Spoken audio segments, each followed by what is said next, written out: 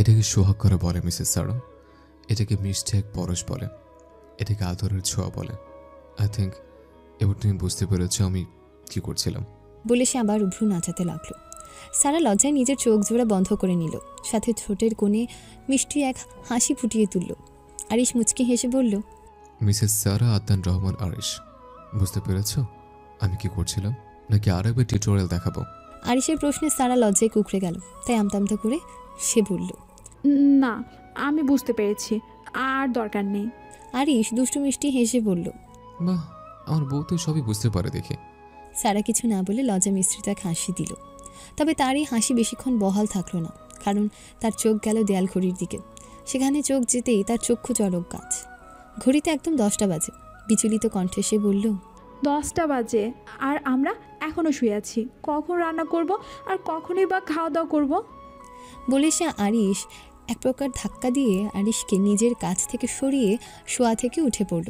আচমকা কেমন ধাক্কাটা আরিশ সামলে উঠতে পারেনি। বিছানার অপর পাশে সে পড়েই যেতে বসছিল, তবে নিজেকে সামলে নেয় সে। সারার এমন কাজে সে কিছু বলতে যাবে, তবে সারা সে সুযোগটুকুও দিল না, কারণ সারা বিছানা থেকে উঠে সোজা ওয়াশরুমে চলে গেল। সারা কোনো রকমে সকালে নাস্তা বানালো। আরিশ আর সে মোটামুটি তৃপ্তি সহকারে সকালের খাওয়া দাওয়া করলো। সকালের খাওয়া দাওয়া শেষে সারা দুপুরের খাবার বানাতে যাবে, তার আগে আরিশ তাকে নিজের সামনে দাঁড় করিয়ে বলল, আজকে দুপুরের খাবার রান্না করার দরকার নেই, আমরা লাঞ্চ বাইরে করব। সারা ভুরু উঁচিয়ে জিজ্ঞেস করলো, কোন খুশিতে? আরিশ মুচকি হেসে সারার গালে হাত রেখে বলল, তোমাকে পাওয়ার খুশিতে। তাই নাকি? আমি গত 1.5 মাস ধরে তোমার ছিলাম, তাহলে নতুন করে সেলিব্রেশন করার কি হলো? আমাদের সব দূরত্ব তো ঘুচেছে গতকাল, একে অপরকে মনের কথা বলেছি গতকাল, তো ভাবলাম রেস্টুরেন্টে গিয়ে একটু খাওয়া দাওয়া করে আসি। এখন রেস্টুরেন্টের খাওয়া কোনো ইচ্ছে নেই আমার জনাব। এমনিতেই সংসারে টানাপোড়েন চলে, এর মধ্যে রেস্টুরেন্টে খেতে যাওয়া ঠিক হবে না। সারার কথা শুনে আরিশের চেহারায় দুঃখের এক কালো মেঘের ছায়া পড়ল। দুঃখী কণ্ঠে সে বলল, মিডল ক্লাস হওয়ার এই এক অসুবিধা, ঠিক না সারা? সব শখ আহ্লাদ পূরণযোগ্য হয় না। আরিশের কণ্ঠস্বরে যেমন কষ্ট লুকিয়েছিল, ঠিক তেমনই এক অপূর্ণতা ছিল। আরিশের কথা দিয়ে সারা চট করে তা ধরে ফেলল। সে আরিশের এই মন খারাপ ভাবটা দূর করার জন্য আরিশকে জড়িয়ে ধরে তার বুকে মাথা রেখে বলল, কে বলেছে সব শখ আহ্লাদ পূরণ করার যোগ্য হয় না? আমাদের অবস্থা কি খুব খারাপ নাকি? দিব্যি ভালো চলছি, এই সামান্য একটু টানাপোড়েন চলছে আর কি। সময়ের সাথে সাথে তাও ঠিক হয়ে যাবে। আর শুধু শুধু উল্টাপাল্টা জায়গায় টাকা খরচ করার কোনো মানেই হয় না। আর রেস্টুরেন্টের খাবারে কি এত আছে? আনহাইজেনিক খাবার দাবার সব। আমার হাতের খাবার কি ভালো লাগে না? একবেলা তো আমি রান্না করি, যদি ভালো না লাগে তাহলে বলো, প্রতিবেলার খাবারই খালাকে দিয়ে রান্না করাবো। বলে সারা আরিশের বুক থেকে মাথা তুলল। বাচ্চাদের মতন অভিমানী মুখ করে আছে সে। আরিশ সারার থুতনিতে হাত দিয়ে বলল, তোমার হাতের রান্না ভালো হয় না, এটা বলো আপা, বুঝছো? আমার তো তোমার হাতের রান্না খেলে শুধু খেতেই মন চায়। তবুও আমার ইচ্ছা ছিল যে তোমাকে নিয়ে একদিন রেস্টুরেন্টে খেতে যাব। সারা কিছুক্ষণ ভাবার পর হাসি মুখে বলল, আচ্ছা, তোমার ইচ্ছে পূরণ করব, তবে তোমার প্রমোশনের পর। সেই খুশিতে আমরা খাওয়া দাওয়া করবো রেস্টুরেন্টে, ওকে? সারার কথা শুনে আরিশ আনন্দের সহিত বলল, ওকে ম্যাডাম। আচ্ছা, আজকে বিকেলে কি আমার ওয়াইফের সাথে কি আমি কিছু সময় স্পেন্ড করতে পারি? যদি আপনি আজ্ঞা করেন তো। সারা শব্দ করে হেসে বলল, ওকে মিস্টার, আজ বিকেলে তোমার ওয়াইফ তোমাকে সময় দেবে। আরিশ সারার কপালে ভালোবাসার এক পরশ দিয়ে হাসি মুখে বলল, that's like a good wife. আরিশের কথায় সারাও মৃদু হেসে দিল। 1 ঘন্টা পার্কে ঘোরাঘুরি শেষে আরিশ সারাকে নিয়ে শপিং মলে আসলো। উদ্দেশ্য সারাকে শাড়ি কিনে দেওয়া। অবশ্য ব্যাপারটা সারা তখনও জানেনি যখন সে শপিং মল থেকে কিছুটা দূরে ছিল। শপিং মলের সামনে আরিশ তার বাইক থামালে তবেই সারা বুঝতে পারল কিছু কেনাকাটার জন্য নিয়ে এসেছে আরিশ তাকে। সারা অবশ্য যেতে চায়নি, তবে আরিশ এক প্রকার জোর করেই তাকে নিয়ে গিয়েছে। শাড়ির দোকানে আরিশ সারাকে নিয়ে গেল। উদ্দেশ্য সারাকে সুন্দর একটা শাড়ি কিনে দেওয়া। দোকানে গিয়ে আরিশ সারার মতামতের অপেক্ষা না করে শাড়ি দেখাতে লাগলো। দোকানদার একটার পর একটা সুন্দর শাড়ি দেখিয়ে চলেছে। আরিশের সামনে সে দেখাচ্ছে যে এসব শাড়ি তার পছন্দ না, আর সে কিনবেও না। কিন্তু শাড়িগুলো দেখে সারার মন আনচান করছে কেনার জন্য। প্রতিটা শাড়ি সারার মন কেড়ে নিল। তবে সবচেয়ে বেশি তার ভালো লেগেছে কালো আর লাল রং মিশ্রিত সিল্কের একটা শাড়ির উপর। আরিশের মনটাও বেশি দিকে গিয়ে রয়েছে। দুজনের পছন্দ একই জায়গায় এসে আটকিয়েছে, তবে কেউ কারোর মনের কথা জানছে না।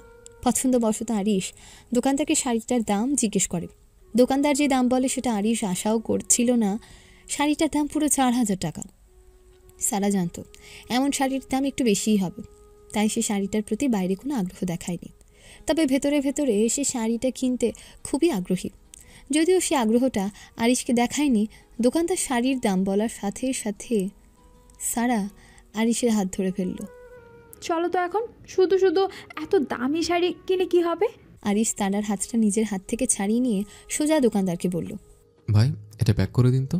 আরিশের কথা শোনা মাত্র দোকানদার শাড়িটা নিয়ে গেল প্যাক করতে। এদিকে সারা আরিশের দিকে চোখ বড় বড় করে তাকিয়ে গলার স্বর নিচু করে বলল, তোমার মাথা খারাপ নাকি? বছরের শুরু, মাসের শুরুটাই করছো এত দামি জিনিস কিনে। এক্ষুনি এত টাকা খরচ করলে পুরো মাস চলবে কি করে শুনি? তারপর আবার বাড়িতে টাকা পাঠাতে হবে। আরিশ সারাকে আশ্বাসের সুরে নরম গলায় বলল, এত চিন্তা করো কেন? শাড়িটা আমার খুবই পছন্দ হয়েছে, তাই কিনেছি। আর আমি জানি শাড়িটা তোমারও খুব পছন্দ হয়েছে, তো কিনলে অসুবিধা কি? শাড়িকে আমি মাসে মাসে কিনছি নাকি? মাত্র এই মাসেই তো কিনলাম। আর টাকার কোনো অসুবিধা হবে না, সবই ঠিকঠাকভাবে হয়ে যাবে, দেখে নিও। আরিশ এবার সারার দিকে তাকিয়ে মৃদু হেসে দিল। সারা আবারও কিছু বলতে যাবে, কিন্তু তার আগে দোকানদার এসে আরিশের হাতে শাড়ির ব্যাগটা ধরিয়ে দিল।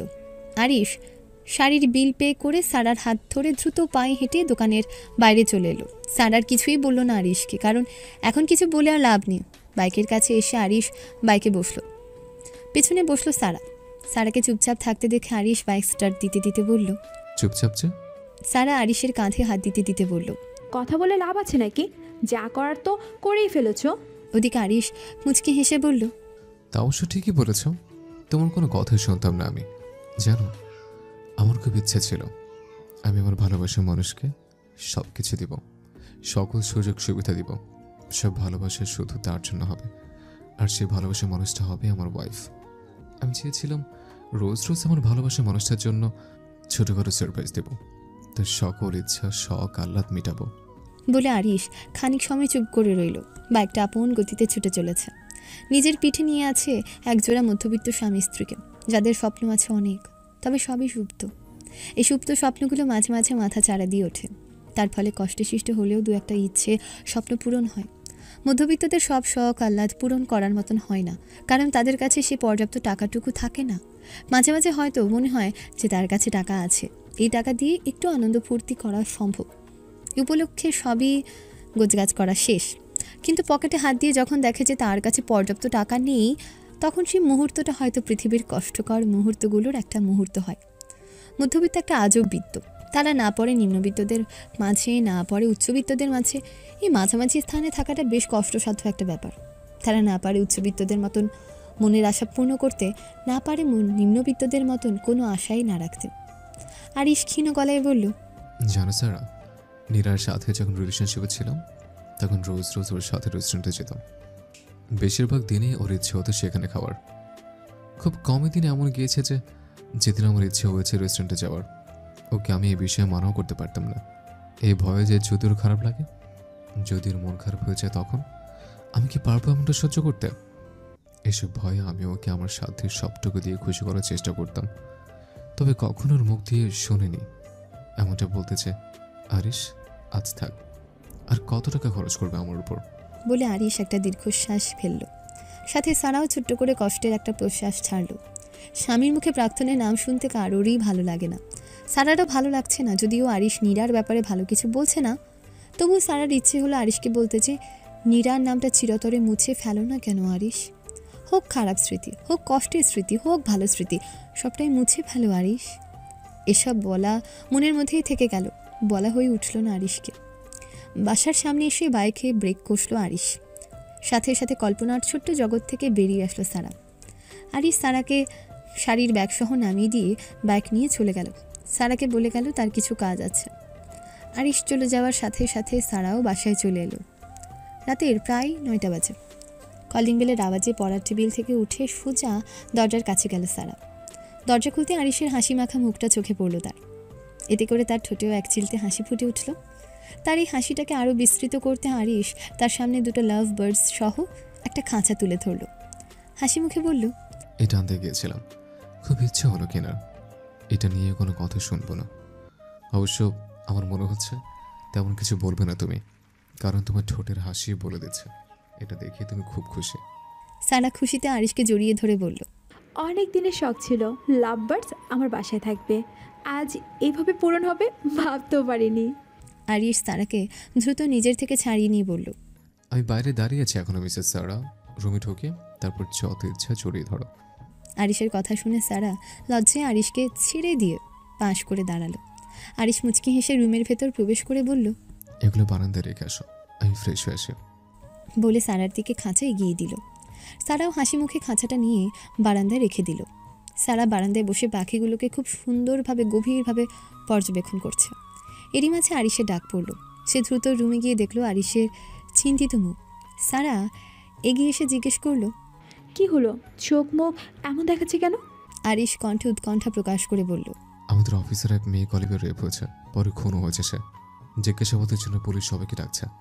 আরিশের মুখে রেপের কথা শুনে গলা শুকিয়ে গেল সারার। 3 বছর আগে ঘটে যাওয়া ঘটনাটা চোখের সামনে ভেসে এলো। হাত পা থরথর করে আপনা আপনি কাঁপতে লাগলো। 3 বছর আগে রেপের ঘটনা আর আজকে নিজ কানে শোনা রেপের ঘটনা না চাইতেও সারাকে খুঁড়ে খুঁড়ে খেতে লাগলো। আবারও সব ঘটনা মাথা চাড়া দিয়ে উঠল তার। নিজেকে আবারও বড্ড অপরাধী মনে হতে লাগলো তার। ভয়ে আতঙ্কে চোখ মুখের রং পরিবর্তন হতে লাগলো তার। পুরো শরীর ঝিমঝিম করছে তার। মাথাটা প্রচণ্ড ভারী লাগছে তার। কিছুক্ষণের মাঝে চোখের সামনে সব ঘোরা শুরু করলো, ঝাপসা হতে শুরু করলো। মুখের কথাগুলো গুলিয়ে যেতে লাগলো। কয়েক সেকেন্ডের মাঝে শরীরের পুরো ভর ছেড়ে দিয়ে সে লুটিয়ে পড়লো আরিশের গায়ে। একদল লোক ধাওয়া করছে সারাকে। সর্বোচ্চ গতিতে দৌড়ে চলেছে সে। আজ যে করে হোক এদের হাতে ধরা পড়া যাবে না। ধরা মানেই নিজের জীবন আর ইজ্জত উভয় শেষ করা। দৌড়ানোর এক পর্যায়ে পায়ে আর কুলোতে না পেরে এক ঝোপের আড়ালে লুকিয়ে পড়ল সে। হাত পা প্রচণ্ড কাঁপতে থাকে তার। হৃৎপিণ্ডটা স্বাভাবিকের চেয়ে অনেক বেশি গতিতে দৌড়াচ্ছে। ঝোপের আড়াল থেকে সে দেখল ধাওয়া করা লোকগুলো তাকে না পেয়ে চলে যাচ্ছে। এ দেখে স্বস্তির এক নিঃশ্বাস ফেলল সে। তবে বেশিক্ষণ স্বস্তিতে থাকতে পারল না সে, কারণ হঠাৎ করেই কাঁধে কারোর স্পর্শ পেল সে। ভয় পেছনে তাকাতে পারছে না সে। যদি সে লোকগুলো হয়? কিছু বুঝে ওঠার আগে তার পিছে থাকা লোকটা তার মুখ চেপে ধরল। নিঃশব্দে আর্তচিৎকার দিল সে। আর সাথে সাথে ঘুম ভেঙে গেল সারার। ধরফড়িয়ে সে শোয়া থেকে উঠে বসল। পুরো শরীরে প্রচণ্ড কাঁপাকাঁপি করছে তার। আশেপাশে একবার চোখ বুলিয়ে নিল সে। না, বাস্তব নয়, স্বপ্ন দেখছিল সে। পুরোপুরি না হলেও 3 বছর আগেকার ঘটনার সাথে স্বপ্নের কিছুটা মিল পেল সারা। এতটুকুই তাকে ভয় পাইয়ে দিতে সক্ষম। স্বপ্নটা দেখে জাগ্রত হওয়ার সাথে সাথে বুক ভরে শ্বাস নেওয়ার চেষ্টা করতে লাগলো সারা। জোরে জোরে শ্বাস নিচ্ছে সে। হঠাৎ করে প্রচণ্ড কান্না পাচ্ছে তার। প্রচণ্ড কান্না। গলা ফাটিয়ে চিৎকার করে কাঁদতে ইচ্ছে করছে তার। ইচ্ছে করছে আরিশকে জড়িয়ে ধরে তার বুকে মাথা লুকিয়ে কান্না করতে। কিন্তু আরিশ কোথায়? এরই মাঝে পুরো রুম একবার চোখ বুলিয়ে নিল সে। না, আরিশকে পেল না সে। আরিশকে না পেয়ে হঠাৎই এক ভয় মাথা চাড়া দিয়ে উঠল সারার। সে চিৎকার করে আরিশকে ডাকতে লাগলো। দুবার ডাক দেওয়ার সাথে সাথে সে দেখলো আরিশ ওয়াশরুম থেকে দ্রুত পায়ে বেরিয়ে আসছে। সে সারার চিৎকার শুনে তাড়াতাড়ি করে কোনো মতে শাওয়ার ছেড়ে বেরিয়ে পড়ে। ওয়াশরুম থেকে বের হওয়ার সাথে সাথে উদাম শরীরের উপর থেকে তোয়ালে সরিয়ে সোফার দিকে ছুঁড়ে মেরে সারার সামনে বিছানায় গিয়ে বসে পড়ল আরিশ। আরিশকে দেখা মাত্র সারার হৃদয়ে প্রশান্তির এক হাওয়া বয়ে গেল। সে যেন খুঁজে পেল দুনিয়ার সবচেয়ে সুরক্ষিত মানুষকে। সারা মুখ দিয়ে কোনো শব্দ বের না করে দ্রুত এগিয়ে গিয়ে আরিশকে শক্ত করে জড়িয়ে ধরল। তার পুরো শরীর এখনও অল্প বিস্তর কাঁপছে। চোখ দিয়ে এখন নীরবে অশ্রু ঝরছে। ঠোঁট ছোড়া কাঁপছে তার। সে আবারও আরিশকে আরও শক্ত করে জড়িয়ে ধরল। যতটা শক্ত করে জড়িয়ে ধরলে আরিশ নিজেকে তার থেকে ছাড়িয়ে নিতে পারবে না, ঠিক ততটা শক্ত করে জড়িয়ে ধরল সারা।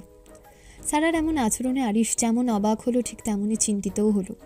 সে এক হাত দিয়ে সারাকে জড়িয়ে ধরল আর অপর হাত দিয়ে সারার মাথায় আলতো হাত বুলিয়ে দিতে দিতে বলল, কি হয়েছে সারা? এমন করছে কেন? কোনো খারাপ স্বপ্ন দেখেছ? আমাকে বলো, কি স্বপ্ন দেখেছো তুমি? সারা আরিশের প্রশ্ন শুনে এবার হু হু করে কেঁদে উঠল।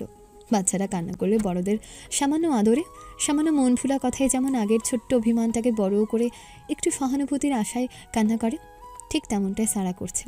যদিও তার উদ্দেশ্য সহানুভূতি পাওয়া নয়, সে তো এই মুহূর্তে নিজের ভয়টাকে দূর করতে চাইছে, নিজের মনের আতঙ্ককে বের করতে চাইছে। সারা আরিশকে আবারও শক্ত করে নিজের সাথে মিশিয়ে নিয়ে সে বাচ্চাদের মতন অভিমানী সুরে বলল, তুমি আমাকে ছেড়ে কোথায় গিয়েছিলে? আমাকে ছেড়ে আর যেও না আরিশ, প্লিজ আমাকে ছেড়ে যেও না। বলে সারা ফুপাতে লাগলো। আরিশ সারার মাথায় হাত বুলিয়ে দিতে দিতে নরম সুরে বলল, তোমাকে ছেড়ে কোথাও যায়নি তো আমি, আর তোমাকে ছেড়ে যাওয়ার কথা ভাবতেও পারি না। এত ভয় পাচ্ছ কেন? কি হচ্ছে তোমার? সারা এবার একটু শব্দ করে কেঁদে বলল, আরিশ, ওরা যদি আমাকে খুঁজে পায়, আমাকে নিয়ে যাবে কি পিয়ার মতো? আমাকেও কি ওরা? আর বলতে পারলো না সারা। পিয়ার কথা মনে আসতে আবারও বুক ছিঁড়ে কান্না বেরিয়ে এলো সারার। সাধুমকে আরিশকে শক্ত করে ধরে বলল, না না, আমি লুকিয়ে থাকবো, আমাকে ওরা খুঁজে পাবে না। আমি মরে যাব, তবু নিজের ইজ্জত লুটিয়ে দিব না, কিছুতেই না। এদিকে আরিশ সারার মুখে বলা প্রতিটা কথা হতভম্বের মতন শুনে যাচ্ছে। সারা কি বললো এসব? পিয়াকে? আরে ওরাই বা কারা? কি করেছে তারা পিয়ার সাথে?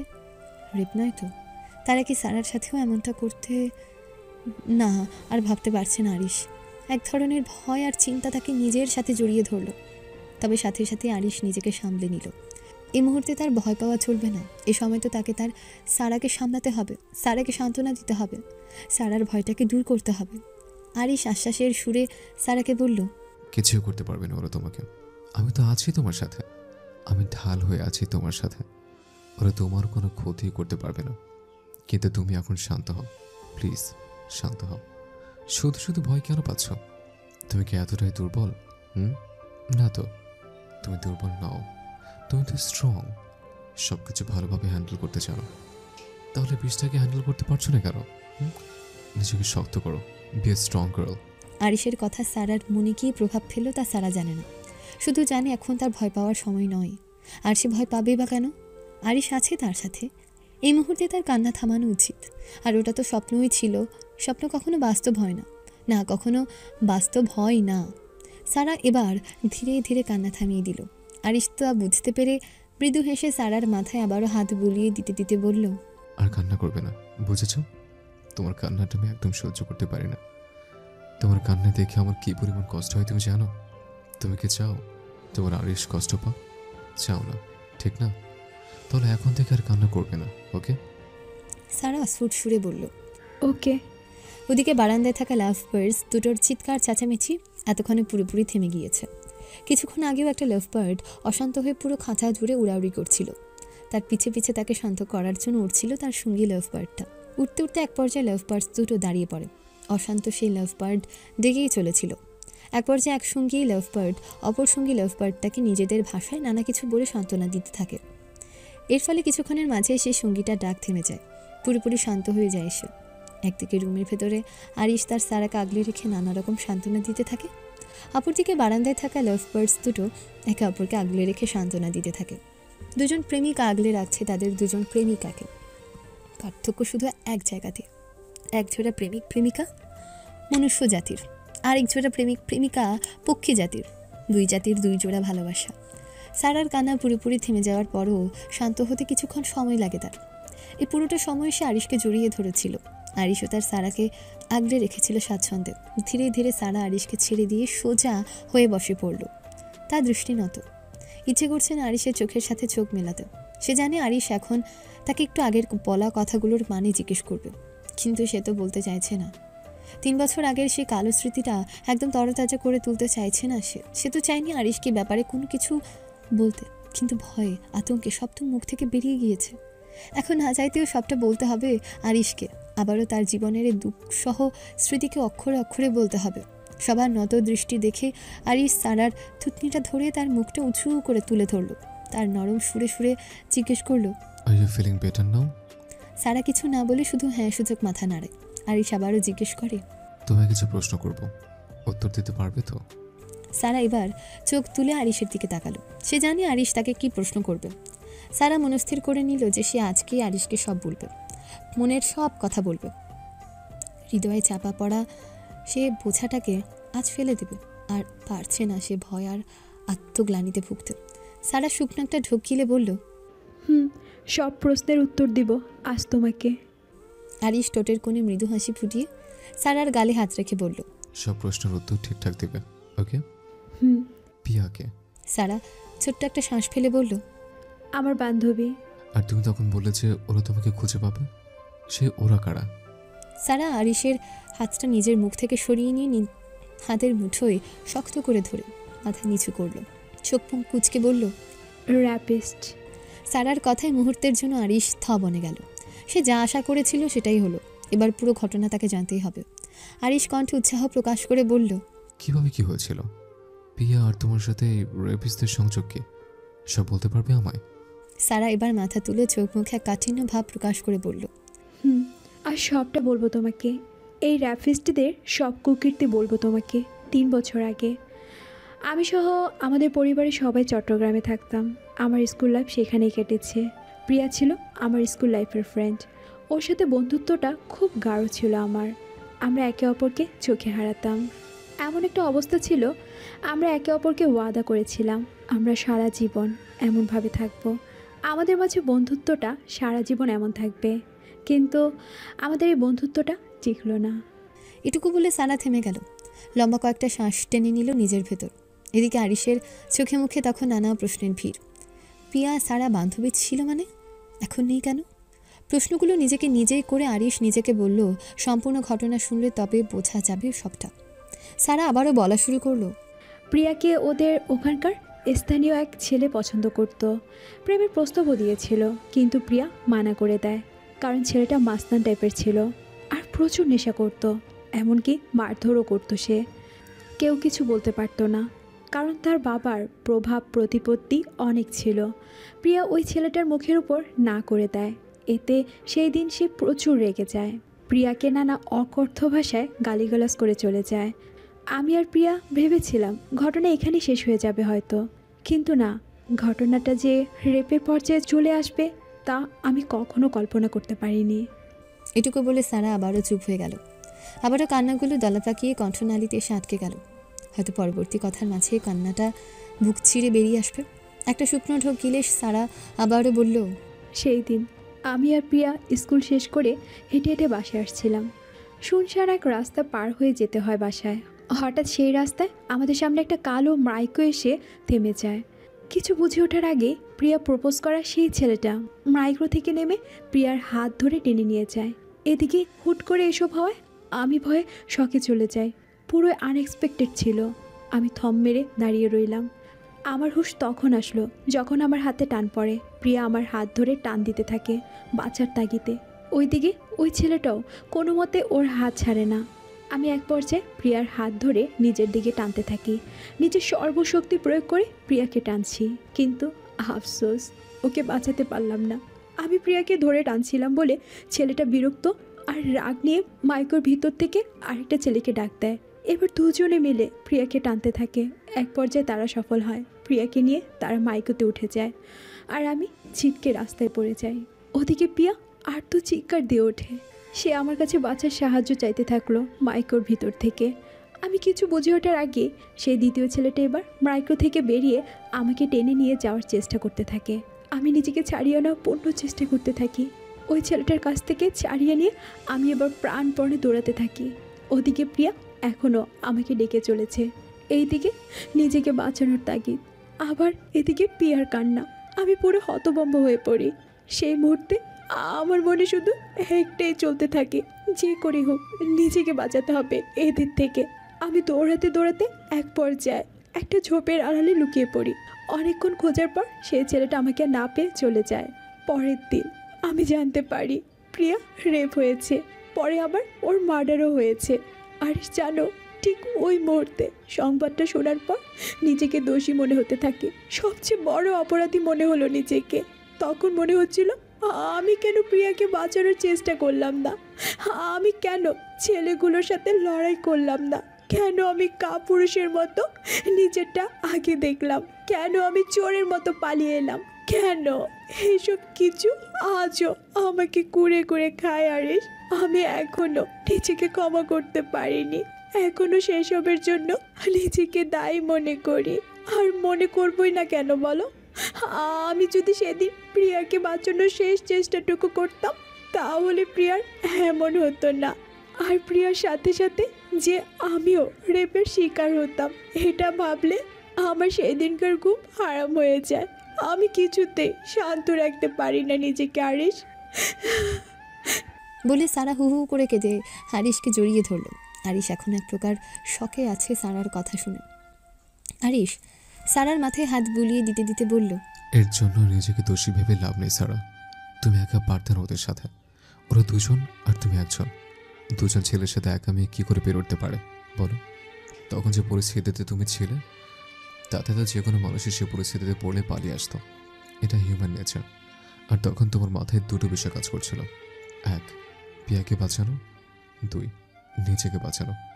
সেই সময় তোমার মস্তিষ্ক আর আশেপাশে পরিবেশ বলল নিজেকে বাঁচাতে, তাই তুমিও সেটাই করলে।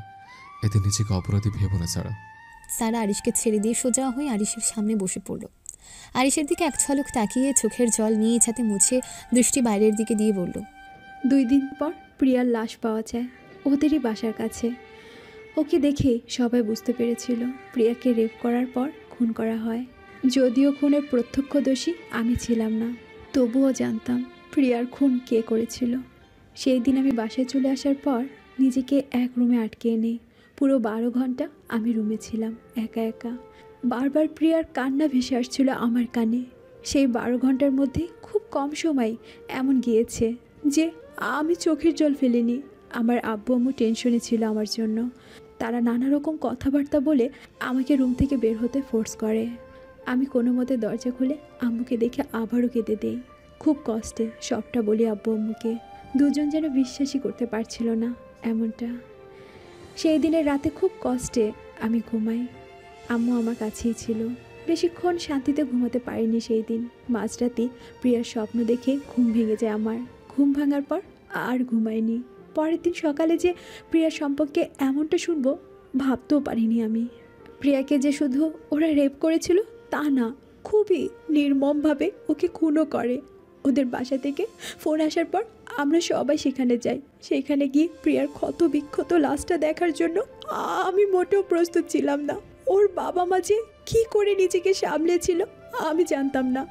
প্রিয়ার লাশ দেখার পর আমি সেখানে অজ্ঞান হয়ে পড়ে যাই। পরে যখন জ্ঞান ফিরে আমার, তখন আমি হসপিটালে ছিলাম। ততক্ষণে প্রিয়ার কবর দেওয়া হয়ে গিয়েছে। প্রিয়ার বাবা মা প্রিয়ার লাশ পোস্টমর্টমের জন্য দিচ্ছিল না, কারণ তাদের মতে এতে কোনো উদ্দেশ্য হাসিল হবে না, শুধু শুধু তাদের মেয়ের ইজ্জত আরেকবার হানি হবে। আমি একটু সুস্থ হওয়ার পর আঙ্কেল আন্টির সাথে দেখা করতে যাই। তাদেরকে বলি প্রিয়ার সাথে এসব কে করেছিল।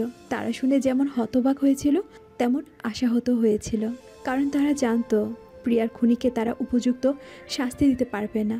শুধু শুধু বৃদ্ধ বয়সে এসে সে সম্মানটুকু খোয়াবেন তারা। ওই ছেলে প্রভাব প্রতিপত্তির সাথে যে তারা পেরে উঠবেন না এটা তাদের জানা ছিল। এজন্য শেষ চেষ্টাটুকু তারা করেননি। তবে আমি এইটুকু বলতে পারিনি যে সেই দিন আমি প্রিয়াকে ছেড়ে আসতে বাধ্য হই।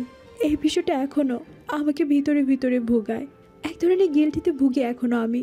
জানি না এটা এই জীবনে যাবে কি না।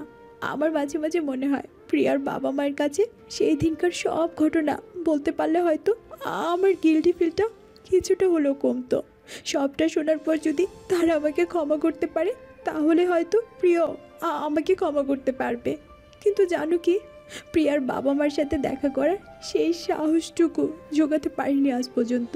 এই ভয়ে থাকি যদি তারা আমাকে ক্ষমা না করে, তখন একদিকে সবটা ঘটনা না বলতে পারার গিল্টি, অপরদিকে তাদের ক্ষমা না পাওয়ার ভয়। সব দিয়ে আমি ভিতরে ভিতরে শেষ হয়ে যাচ্ছি আরিশ। এই ঘটনা থেকে ফিরে আসতে আমার কয়েকটা মাস কেটে যায়, তবুও আমি পুরোপুরি সুস্থ হতে পারিনি। এখনও রেপের কথা শুনলে হাত পা ঠান্ডা হয়ে আসে। 3 বছর আগের সেই দুঃসহ স্মৃতি আমাকে এখনও তাড়া করে বেড়ায়। প্রিয়ার লাশ দেখার পর থেকে প্রথম কয়েক মাস আমি ঠিকমতো ঘুমাতে পারিনি। বারবার প্রিয়া আমার স্বপ্নে আসতো। মাঝে মাঝে সে আমার কাছে বাঁচার আকুতি করতো, তো মাঝে মাঝে আমাকে পুরো ঘটনার দোষী সাব্যস্ত করতো। আব্বু আম্মু আমার অবস্থা অবনতি দেখে ডক্টরের কাছে নিয়ে যায়। ডক্টর বলল আবহাওয়া পরিবেশ বদলাতে হবে, তাই আমাদের ফুল ফ্যামিলি চট্টগ্রাম থেকে ঢাকায় ট্রান্সফার হয়। এরপর থেকে ধীরে ধীরে আমি স্বাভাবিক হতে শুরু করি। প্রিয়ার কথাটা সম্পূর্ণ ভুলে যাই। তবে রেপ বিষয়ক কোনো কথা আমার সামনে আসলেই আমি আবারও সেই স্মৃতিতে ডুবে যাই। সেই স্মৃতি থেকে সাঁতরে বের হতে আমার বেশ সময়ও লাগে। গতকাল তোমাদের অফিসের কলিগের রেপের কথা শুনে প্রিয়ার কথা মনে এসে যায় আমার। নিজেকে আর সামলাতে না পেরে অজ্ঞান হয়ে যায় আমি।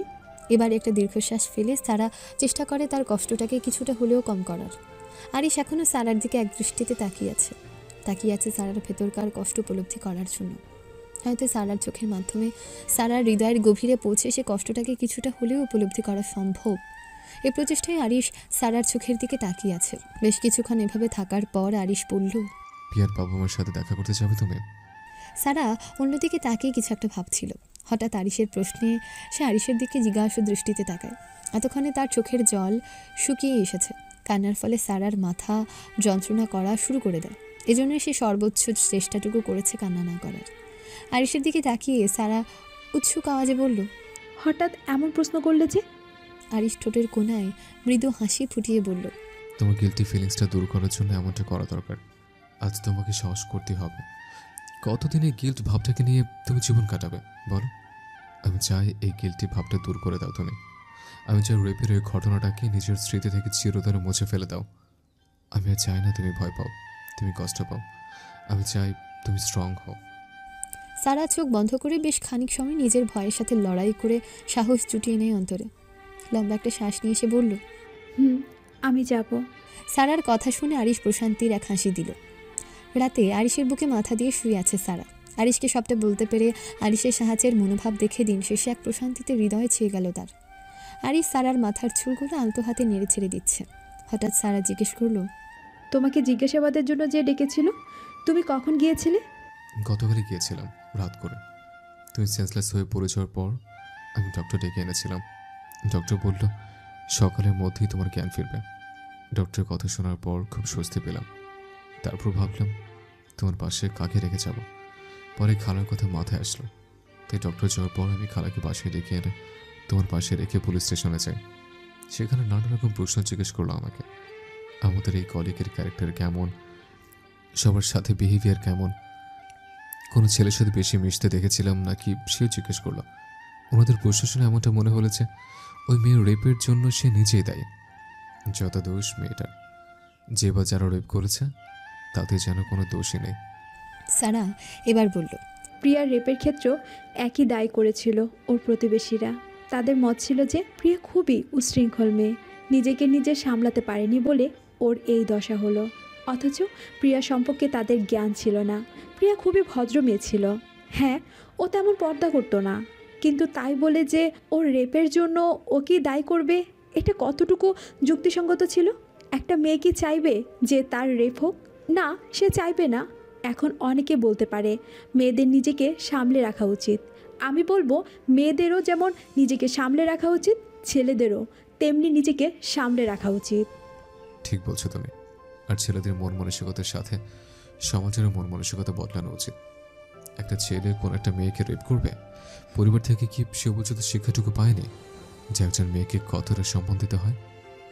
গুটিকয়েক ছেলেদের জন্য পুরো পুরুষ জাতি দোষী হয়, যা মোটে উচিত না। সারার কোনো কথা না বলে চুপ করে রইল। আরিশ সারাকে এবার বলল, আমি ছুটি নিয়েছি একদিনে। আগামীকাল আমরা চট্টগ্রাম যাচ্ছি সকাল 8টা ট্রেনে। সময় মতো উঠে খাওয়া দাওয়া করে রেডি হয়ে নিও। আচ্ছা বলে সারা চোখ বুজে ফেলল আর পাড়ি দিল ঘুমের জগতে। কিছুক্ষণ পর আরিশও ঘুমিয়ে পড়ল। পিয়াদের বাসার সামনে এসে থম মেরে দাঁড়িয়েছে সারা। কলিং বেলটা চাপতেও মনে চাইছে না তার। গতকাল সকাল থেকে পিয়াদের বাসায় আসার কিছুক্ষণ আগ মুহূর্ত পর্যন্ত সারা নিজের মনে সর্বোচ্চ সাহসটুকু জুগিয়েছিল। তবে এই মুহূর্তে সেই সর্বোচ্চ সাহসটুকু সর্বনিম্ন সাহসে পরিণত হয়ে গিয়েছে। আরিশ সারাকে এতক্ষণ পর্যবেক্ষণ করছিল। সে বেশ বুঝতে পেরেছে সারা এতদূর সাহস জুগিয়ে আসতে পারলেও এখন যেন কিছুতেই সাহস জুগিয়ে উঠতে পারছে না।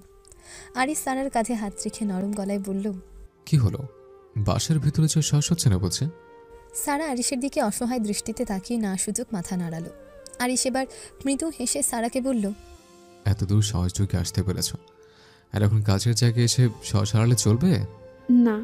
তাহলে তোমাকে এখানে যে উদ্দেশ্যে আনা হয়েছে সে উদ্দেশ্য হাসিল করো। শুধু ভয় পেয়ে কী লাভ বলো? দুটো লাইন শুনে রাখো, সাহসীদের মৃত্যু একবারই হয়, কিন্তু ভীতুর মৃত্যুর আগেও 1000 বার মরে। আমার জানার মতে তুমি সেই ভীতুদের কাতারে পড়তে চাও না। সো আরিশের কথা শুনে সারা লম্বা এক শ্বাস টেনে কলিং বেল চাপল। একবার, দুবার, তিনবার, চারবারের বার দরজার উপাস থেকে আওয়াজ এলো। কে? সারা নিজের পুরো নাম বলল। এরপর কয়েক সেকেন্ড অপেক্ষা করতে দরজা খুলে দিল বা উপাসে দাঁড়িয়ে থাকা একটা মহিলা। সারা সেই মহিলাকে দেখার সাথে সাথে বুঝতে পারল উনি পিয়ার মা। ভদ্রমহিলাকে দেখে বেশ বয়স্ক মনে হচ্ছে। চেহারায় প্রৌঢ়ত্বের ছাপ পড়ে গিয়েছে। বয়স আনুমানিক 50-এর কাছাকাছি হবে। পিয়ার মাকে দেখা মাত্রই আরিশ আর সারা একসাথে সালাম দিল। ভদ্রমহিলাও হাসি মুখে সালামের জবাব দিয়ে বাসার ভেতর আসতে বললেন। আরিশ আর সারা ভেতরে আসতে ভদ্রমহিলা তাদেরকে সোফায় বসার জন্য ইশারা করলেন আর গলা একটু উঁচিয়ে ডাক দিলেন পায়েলকে। পায়েল পিয়ার ছোট বোন। পিয়ারা 3 বোন। তার বড় বোনের বিয়ে তার মৃত্যুর অনেক আগে হয়ে গিয়েছিল। মায়ের ডাক শুনে পায়েল ড্রয়িং রুমে এসে উপস্থিত হলো। তার পুরো শরীর ওড়নায় আবৃত, চেহারাটাও দেখা যাচ্ছে না। পরপুরুষের সামনে খাস পর্দা যাকে বলে, পায়েলকে দেখে তা বোঝা গেল। পায়েলের এমন পরিবর্তন দেখে খানিকটা চমকে গেল সারা, কারণ 3 বছর আগে পায়েলও তার বোন পিয়ার মতো ছিল। সেখান থেকে এত পর্দায় আসা সত্যি তারিফের যোগ্য। সারা অবশ্য ধরে নিল 3 বছর আগেকার ওই ঘটনাই পায়েলকে এতটা পরিবর্তন করেছে। পায়েলকে নাস্তা আনতে বলে ভদ্রমহিলা হাসি মুখে সোফায় বসে পড়লেন। সারাকে জিজ্ঞেস করলেন, এতদিন পর হঠাৎ আমাদের বাসায় যে? সারা মুখের উপর থেকে নিকাবটা সরিয়ে স্বাভাবিক স্বরে বলল, কিছু অপরাধবোধ মেটাতে এসেছিলাম।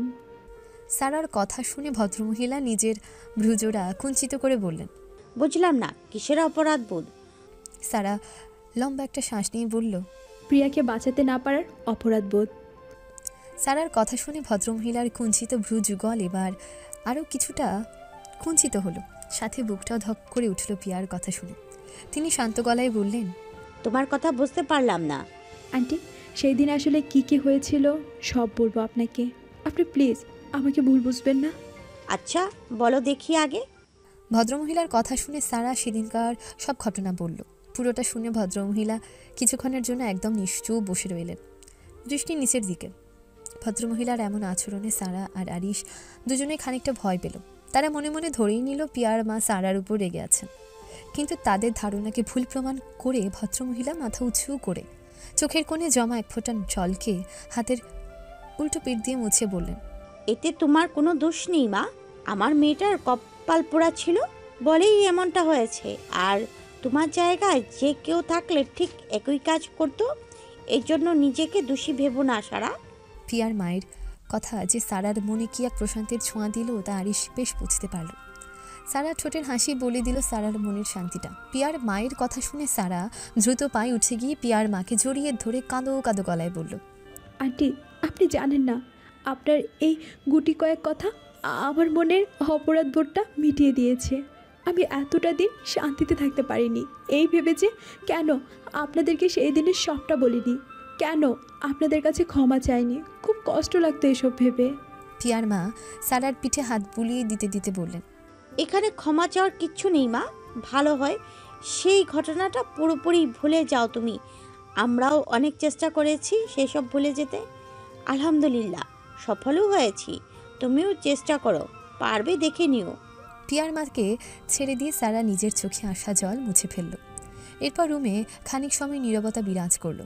হঠাৎ সারার প্রশ্ন করল, আঙ্কেলকে দেখছি না যে? পিয়ার মা উদাস গলায় বললেন, 2 বছর আগে মারা গিয়েছেন উনি। সারার কোনো কথা বলল না। এবার আরিশ জিজ্ঞেস করলো, আন্টি, সে ছেলেটার কি হয়েছে জানেন কিছু? আরিশের কথা শুনে পিয়ার মায়ের বুঝতে বাকি রইল না যে কোন ছেলের কথা হচ্ছে। পিয়ার মা বিস্তৃত হাসি হেসে বললেন, 3 বছর আগে সে ছেলে মারা গিয়েছে। সারার আরিশের চোখে মুখে মুহূর্তে নানা প্রশ্নের খেলা শুরু হলো। পিয়ার মা তা বুঝতে পেরে বললেন, আমার পিয়া মারা যাওয়ার 4 মাস পরেই জানতে পারলাম সে ছেলে রোড অ্যাক্সিডেন্টে মারা গিয়েছিল। বিশ্বাস করো, তোমরা এর আগে কারো মৃত্যুতে কখনো খুশি হইনি, বরং খুবই কষ্ট পেয়েছি। কিন্তু ওই ছেলের মৃত্যুতে আমার খুশির কোনো সীমানা ছিল না। সবচেয়ে বেশি খুশি হয়েছিলাম আমি। ওই শয়তানটা ওর কর্মের উচিত শিক্ষা পেয়েছে। পিয়ার মায়ের কথা শুনে সারা আর আরিশের চোখ মুখও খুশিতে চকচক করতে লাগলো। পিয়ার খুনি যে উচিত শিক্ষা পেয়েছে এতেই সবাই খুশি। 1 মাস পর মহা মনোযোগ সহকারে সারা পড়ালেখা করছে। প্রচণ্ড ঘুম পাওয়ার দরুন পুরো ঘরময় পায়চারি ঘুরতে ঘুরতে সে পড়ছে। পড়তে পড়তে হঠাৎই সে আরিশের সাথে ধাক্কা খেলো। এতে পড়ে যাওয়ার আগে সে নিজেকে সামলে নিল আর আরিশের দিকে রাগী দৃষ্টিতে তাকালো। তবে এই রাগী দৃষ্টি মুগ্ধতায় ভরপুর দৃষ্টিতে পরিণত হতে সময় লাগলো না। হালকা আকাশি রঙের শার্ট, তার উপর ব্ল্যাক কোট আর সাথে জিন্সের প্যান্ট। এই গেটআপে আরিশকে সারার কাছে অসাধারণ লাগছে। এমন গেটআপের সাথে আরিশের ক্লান্তি মাখা মুখটা তেমন যাচ্ছে না। তবে তার সেই বিখ্যাত মুচকি হাসিটা তার চেহারার ক্লান্তি ভাবটাকে ছাপিয়ে উঠেছে। সারা ড্যাব ড্যাব চাহনি দেখে আরিশ সারার সামনে তুড়ি বাজিয়ে বলল, আর কত দেখবে মিসেস? জলদি জলদি রেডি হয়ে নাও তো, সেই লাল কালার রঙের শাড়িটা পরো। সারা ভ্রুকুচকে বলল, কেন কেন? মাত্রই অফিস থেকে এলে তুমি, আর এখন আমাকে রেডি হতে বলছো কেন? আর খালা কি চলে গিয়েছে? চলে গিয়েছে। এবার আর কোনো প্রশ্ন না করে রেডি হয়ে আসো। সারা আর কিছু না বলে আলমারি থেকে শাড়িটা বের করে অন্য রুমে চলে গেল রেডি হতে। লাল কালো সিল্কের শাড়িতে সারাকে নজর কাড়া সুন্দর লাগছে। তারপর আবার খোলা চুল, মুখ সাজবিহীন। আরিশ শুধু চেয়ে চেয়ে দেখছে সারাকে। আরিশের এমন চাহনিতে সারা লজ্জায় কুকড়ে গেল। সাথে সাথে পেছনে ঘুরে নিল সে। নিজেকে লুকানোর ব্যর্থ চেষ্টা করতে লাগলো সে। সারার এমন লাজুক ভাব দেখে আরিশ মুচকি হেসে পকেট থেকে শুকনো বকুলের মালা বের করে সারার দিকে এগিয়ে গেল। সারাকে পেছন থেকে জড়িয়ে ধরে সেই মালাটা সারার ডান হাতে পরিয়ে দিল। আরিশের এমন কাজে সারা যেমন চমকে গেল, তেমনি খুশিও হলো, আবার একটু অবাকও হলো। সারা প্রশ্ন করতে যাবে তার আগে আরিশ সারার কাঁধে থুতনি রেখে বলল, আমার প্রমোশন হয়ে গিয়েছে সারা। এখন আমাদের সব সমস্যার সমাধান ধীরে ধীরে হয়ে যাবে ইনশাআল্লাহ। আরিশের প্রমোশনের কথা শোনা মাত্রই সারা উৎফুল্ল হয়ে তাড়াতাড়ি ঘুরে আরিশকে জড়িয়ে ধরে বলল, কনগ্রাচুলেশন মাই লাইফ। এতটা দিন অপেক্ষা করেছিলাম এই সংবাদটা শুনবো বলে। আজকে অনেক অনেক খুশি আমি। আরিশ কিছু না বলে ঠোঁটে তৃপ্তির এক হাসি বজায় রাখলো। বেশ কিছুক্ষণ পর সারা আরিশকে ছেড়ে দিয়ে দাঁড়ালো।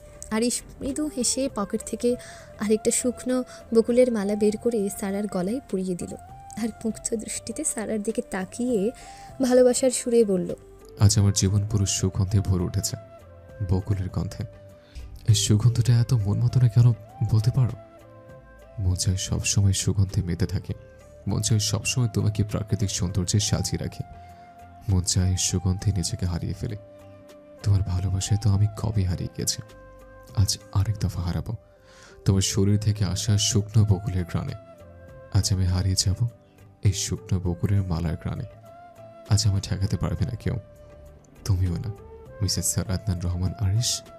আরিশের কথায় লজ্জায় মাথা নিচু করে রইল সারার। এই মুহূর্তে আরিশের চোখের দিকে দেখতেও ভয় করছে তার। আরিশ সারা এর লজ্জাময় ভাবটা দেখে নিজের কথা শেষ করা মাত্রই সারার গলায় মুখ ডুবালো।